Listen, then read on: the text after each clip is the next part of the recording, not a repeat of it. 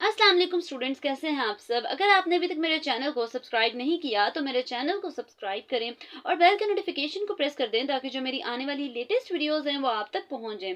आज की जो मेरी वीडियो है इसमें मैं क्वेश्चन नंबर 68 को एक्सप्लेन करूंगी। तो सबसे पहले क्वेश्चन की स्टेटमेंट देखते हैं। स्टेटमेंट में क्या लिखा हुआ है, write Laplace equation in paraboloidal coordinates. हम लोगों ने क्या करना है, लेप्लास इक्वेशन लिखनी है किसकी रिस्पेक्ट में, पैराबोलाइडल कोऑर्डिनेट्स की रिस्पेक्ट में हम लोगों ने लेप्लास इक्वेशन को लिखना है।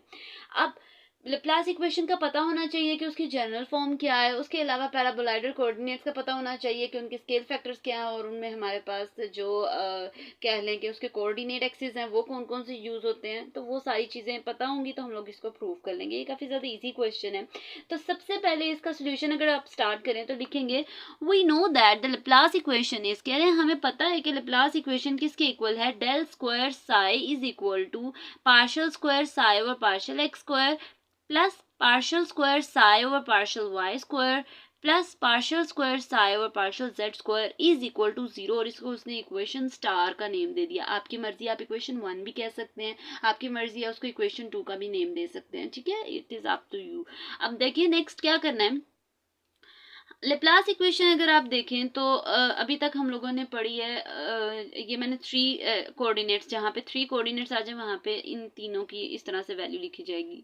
लेकिन मोस्टली कुछ क्वेश्चन ऐसे थे जिसमें हमारे पास एक्स और वाई कोऑर्डिनेट्स ही यूज हो रहे थे, तो फिर हमारे पास ये थर्ड टर्म नहीं लिखी जाती। लेकिन फॉर्मूला वही रहता है जनरली कि डेल स्क्वायर साई किसके इक्वल है, जीरो के इक्वल है। इतनी बात समझ में आ गई। अब नेक्स्ट देखें, मैंने लिखा है इन पैराबोलाइडल कोऑर्डिनेट्स। अब हम लोगों ने देखना है कि पैराबोलाइडल कोऑर्डिनेट्स कौन कौन से हैं। वी हैव, हम लोगों के अगर आप देखें तो पैराबोलाइडल कोऑर्डिनेट्स के अंदर कौन कौन सी टर्म्स आती हैं, यू वी और फाई आता है।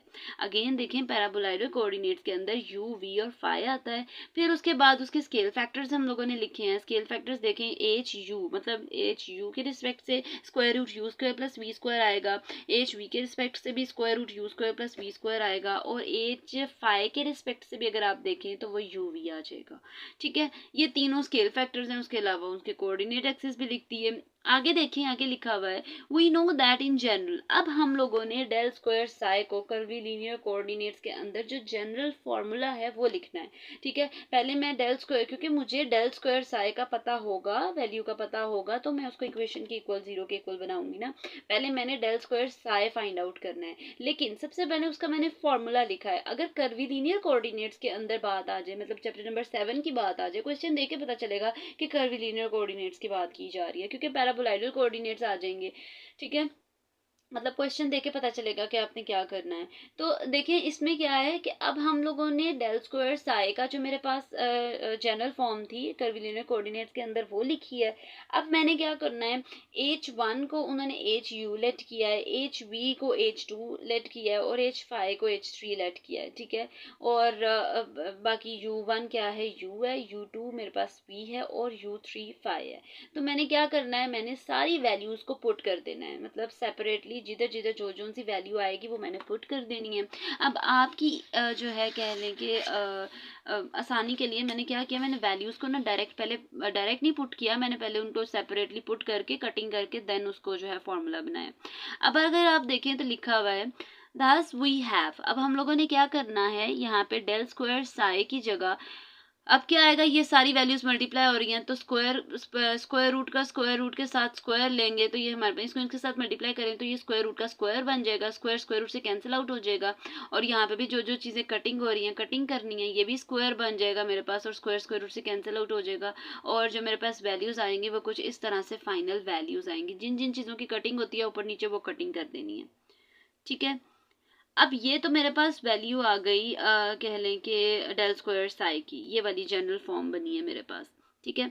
अब मैंने क्या करना है, putting it in star we get. अब हमने क्या करना है कि डेल स्क्वायर साई की जगह मैंने क्या करना है, उसको उस स्टार वाली इक्वेशन में पुट कर देना है। अभी तक क्या चीज़ फाइंड आउट की, डेल स्क्वायर साई को फाइंड आउट किया है, लेकिन अब वो कह रहे हैं कि जो इक्वेशन 1 हम लोगों ने लेट की थी, या फिर इक्वेशन स्टार कह लें जो लेट की थी, वो क्या थी, del square psi is equal to zero. तो हमने क्या करना है, हमने डेल स्क्वायर साई की वैल्यू को उस इक्वेशन में पुट कर देना है। तो डेल स्क्वायर साई की जगह उसकी वैल्यू पुट कर देनी है जो मैंने ये फाइंड आउट की है, which is equal to zero के आ जाएगा, ठीक है। अगेन देखें अब ये सारी वैल्यू वही वाली है, ठीक है, वही वैल्यू सेम मैंने लिख दी है, इसको आप ब्रैकेट क्लोज भी कर सकते हैं, ठीक है। अब ये वैल्यूज तो अंदर मल्टीप्लाई नहीं हो रही, लेकिन जो ये वैल्यू है ना, इसको उसने ये वाला कांस्टेंट बाय रख दिया और डल, क्योंकि यहाँ पे नीचे देखें ये पार्शियल यू था, ये पार्शियल यू था, इसको तो हम लोगों ने नहीं मतलब आगे पीछे किया, ये भी उसको भी हम लोगों ने ऐसे ही रहने दिया। यहाँ पे एक मुझे लगता है स्टेप जो है वो मतलब इक्वेशन हम लोगों ने इस तरह से बनानी है, लेकिन यहाँ पे पार्शियल फाई है, यहाँ पे भी पार्शियल फाई है, तो हमने इसको बाहर लिख के इसको कोशिश किया कि हम जो है पार्शियल स्क्वायर साइव और पार्शियल फाई स्क्वायर के इक्वल मतलब मल्टीप्लाई कर दूँ। अच्छा, यहाँ पे कुछ स्टूडेंट्स ये भी क्वेश्चन कर सकते हैं कि हम लोगों ने बाकियों को मल्टीप्लाई क्यों नहीं किया, क्योंकि जो मेरे पास जनरल फॉर्म बनानी है ना मैंने, वो इसी तरह से है कि हम लोगों ने लास्ट वाले को स्क्वायर में बनाना है, लेकिन फर्स्ट टू को इस तरह से ब्रेक करके ही लिखना है, तो हमने उसको मल्टीप्लाई नहीं करना। ठीक है, मतलब जो उसकी फाइनल इक्वेशन बनेगी ना, वही जब इस तरह से बन रही है, ठीक है, तो हम चाहें तो हम मल्टीप्लाई कर सकते हैं, लेकिन मैंने क्या किया है, मैंने u वाले टर्म को अंदर रहने दिया, v बाहर चला गया, यहाँ पे v वाली टर्म अंदर रहने दिया और u बाहर चला गया। ठीक है, इस तरह से हम लोगों ने लिख दिया। अब नेक्स्ट स्टेप में मैंने क्या करना है, नेक्स्ट स्टेप में देखें जो मेरे पास इक्वेशन आई है वो आ गई है।